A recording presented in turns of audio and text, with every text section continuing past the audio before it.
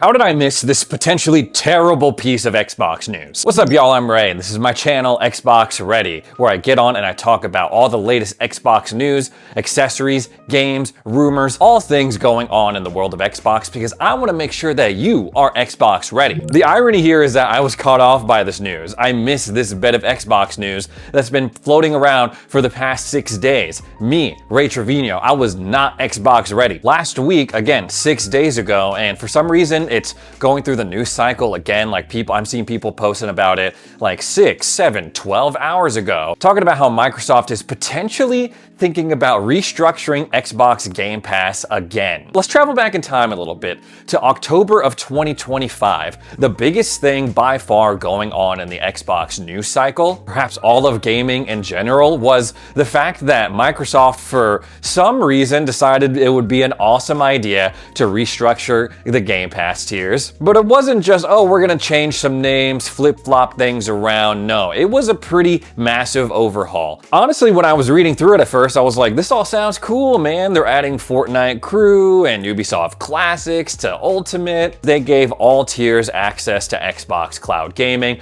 No longer would that be locked behind the most expensive tier, Xbox Game Pass Ultimate. They're like, yeah, we're doing all this stuff, and by the way, Game Pass Ultimate is now $30 a month. A whole bunch of people were pissed off, including me. I made several videos about it, and ironically, it was like one of the best periods I've had on the channel view-wise. Every video that I was doing about it hit 6 figures, 100,000 views minimum. Because as you can imagine, I was a pretty big advocate for Xbox Game Pass. It was the best deal in gaming. I was constantly recommending people would subscribe to it. It was an easy way to connect with my fans. Like, hey, if you want to play this game with me, all you got to do is download it on Game Pass so we can hop on game together. Of course, all of that shifted once the price went up on that Ultimate tier. And all of that anger, all of that outrage is slowly bubbling up in me once again, due to this most recent report from The Verge. Now, just to make sure that we're all on the same page here, let's go ahead and review what Game Pass looks like right now. Starting from the top, we're looking at Game Pass Ultimate. It'll give you access to over 400 games and their library. They're also promising 75 day one new games being added in a year, including all of those Xbox published games day one, duh, that goes without saying. In addition to EA Play, you get Ubisoft Classics and Fortnite Crew. You get unlimited cloud gaming at their best quality. You have higher resolutions, higher bit rates. I've checked that out on the channel before. It's actually pretty decent, I'm not gonna lie. You'll still have ultimate perks,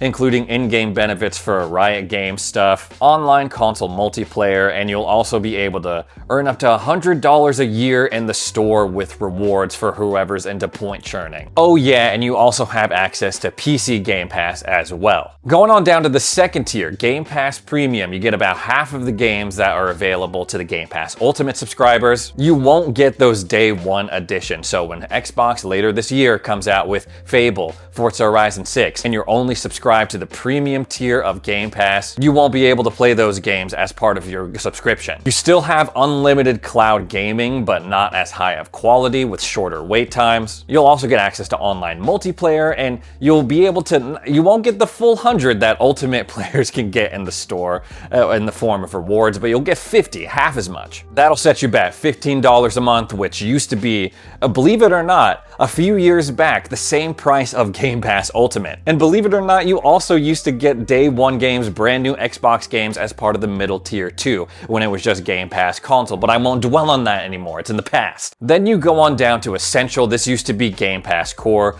This is like pretty much like Xbox Live. You get the online multiplayer and then access to 50 games. Game Pass Essential will set you back $10 a month. Separate from that, stay with me now, I know it's a little confusing. Separate from that, they also have PC Game Pass, which surprisingly looks very similar to Game Pass Ultimate, with the exception of you don't get Ubisoft Classics or frickin' Fortnite Crew. But of course, no one gives a damn about that because you still get the most important thing that Game Pass offers, the thing that originally made it awesome in the first place, access to those day one brand new games. And you won't be paying $30 for it. It's priced at $16.49 right now on the website.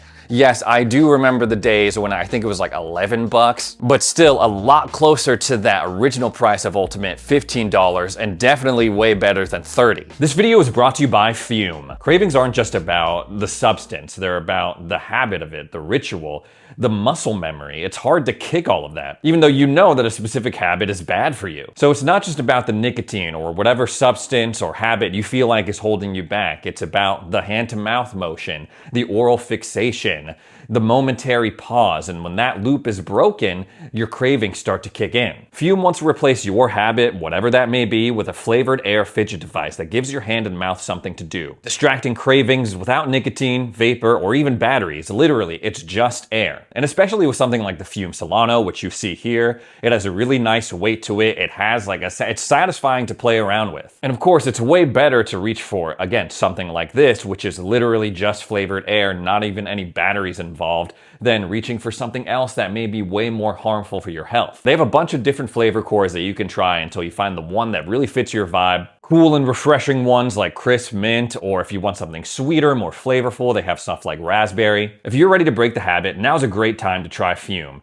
And again, right now, when you grab a Journey Pack, you'll get a free Fume topper just for using my code XboxReady. Thanks again to Fume for sponsoring this video. All of that could potentially just be thrown out the window though, if these rumored changes to Game Pass come to pass. Now in this report, it's not all doom and gloom. It starts off saying that Microsoft is considering bundling other services like we're seeing with EA Play, Ubisoft Plus, all that stuff, but partnering up with more people to add those services and bundle them into the existing Game Pass tiers. As to what those services are, they're not entirely sure yet. We already have, at least at the Ultimate tier, EA Play, Ubisoft Plus, Fortnite Crew. You know what it's high time for them to add into Ultimate perks, at the very least? A subscription to ESO Plus. You would think, this is one of Xbox's most successful ongoing games. It wins awards for that specific title all the time, and they're still updating it. It still has a thriving player base. Why don't they try to help out ZeniMax Online by maybe incentivizing certain Game Pass subscribers to go and play their game that they own now since they bought the company? I've cracked the case, guys. ESO Plus coming to Game Pass Ultimate subscribers. That's going to be part of your subscription.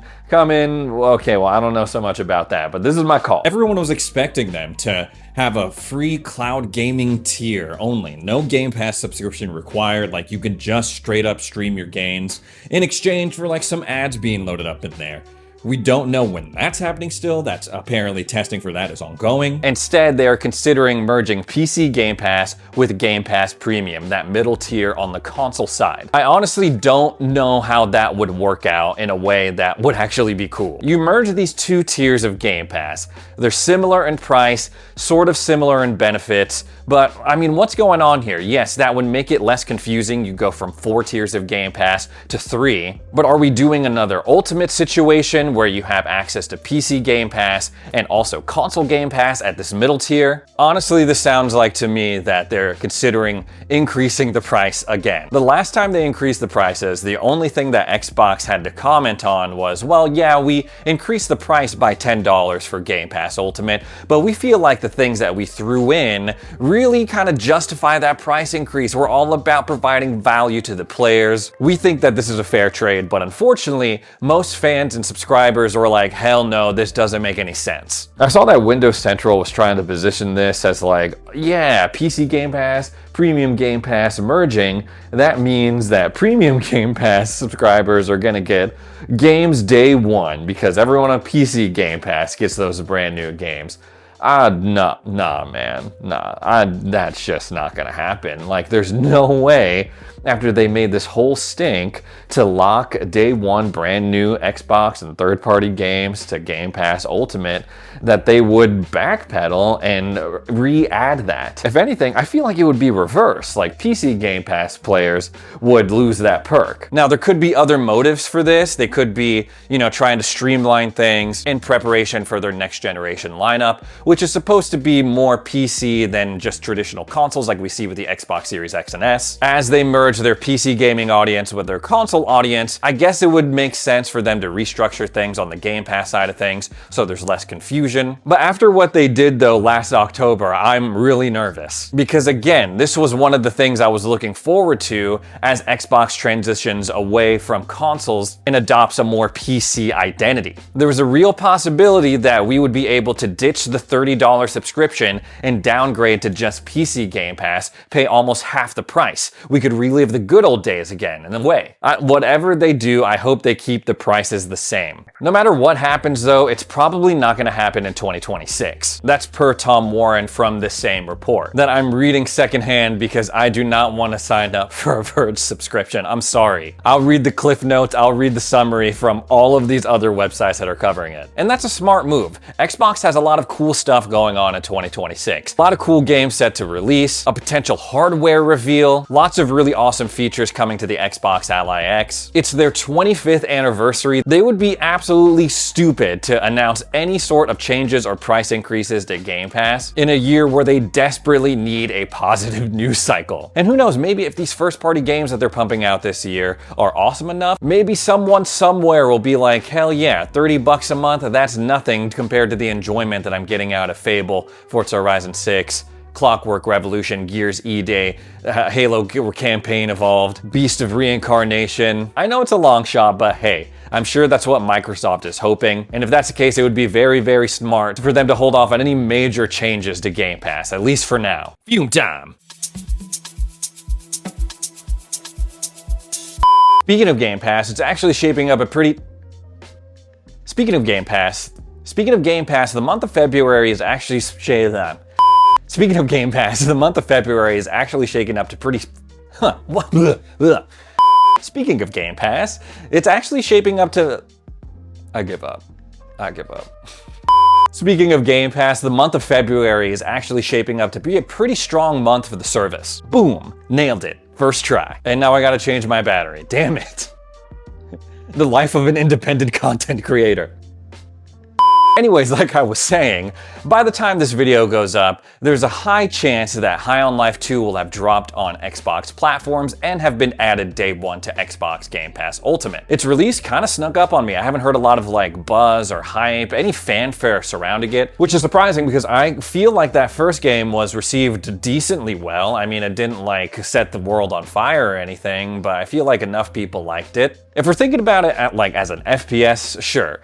You know, there are way better games out there than High on Life. And I know that there's a lot of like Rick and Morty fatigue, but I still thought it was pretty funny. I liked the Easter eggs, like the skate park, the movie theater. I really liked that NPC bit that was like this dude begging for death, begging for you to finish him off, and then when you shot him, he would not die and then try to blame you as you walked away. I can't imagine a world where High on Life 2 comes out and it's significantly worse than that first game.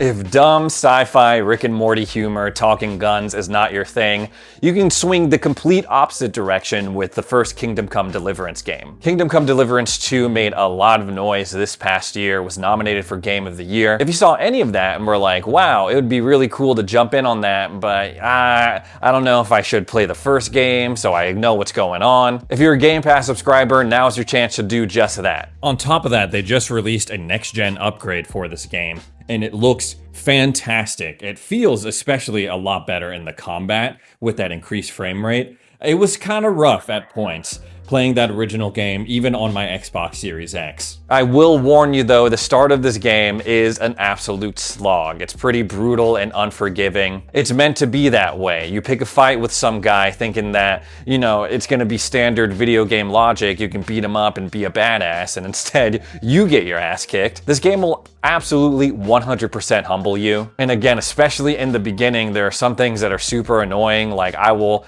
walk clear across town to get to this tournament and then suddenly realize, oh my gosh, I'm starving, but I'm so poor, the only place I can get food is back at this freaking stable that I'm sleeping at. So I gotta walk all the way back there, eat my shitty grog. Oh, and I guess by the time it's taken me to walk back, it's nighttime already and I'm tired, so I gotta sleep. Lots of things that initially annoyed me about this game, if I'm being completely real, but as the game goes on, you get more powerful, you get used to the mechanics. It honestly becomes a very rewarding experience, and one that I still think is worth playing even so many years after its initial release. And the good thing about Kingdom Come Deliverance is that it's being added to Game Pass Ultimate, sure, but it's also coming to that premium tier as well. So if you're hanging out in the middle tier, you'll be able to jump in as well. They're also going to be adding the Avatar Frontiers of Pandora game. So if you're looking for like a new open world Far Cry type experience, this could be right up your alley. And apparently they're adding a third person mode now, now. So you can really take in what was arguably the best part about this game. The world of Pandora, the graphics, the environment. I can't imagine anyone would get through both Frontiers of Pandora and Kingdom Come Deliverance. Maybe some of y'all will prove me wrong, I don't know, but to me it seems like pick one game or the other. They're both open world games, they both can take just a ton of time to get through and complete. No matter what game you're jumping into though, whether it's the ones that we've talked about coming to Game Pass this month, or if you picked up something on your own from the Xbox store, maybe you're working through your backlog, maybe you're back on Overwatch after they added all those heroes. No matter what you're playing, I would love to hear about it. I openly give out my gamer tag on the channel, and if you see me online, I would love to hear from you, talk about what you're playing, maybe we can link up and play some games. But anyways guys, that's all the Xbox stuff I gotta talk about today. Thanks so much for joining me for another edition of Xbox Ready. If you made it this far into the video, if you like my content, if you like Xbox, I would really appreciate it if you hit that subscribe button. Thanks for sticking around, and we'll see you in the next one. Once again, big shout out to Fume for sponsoring this video.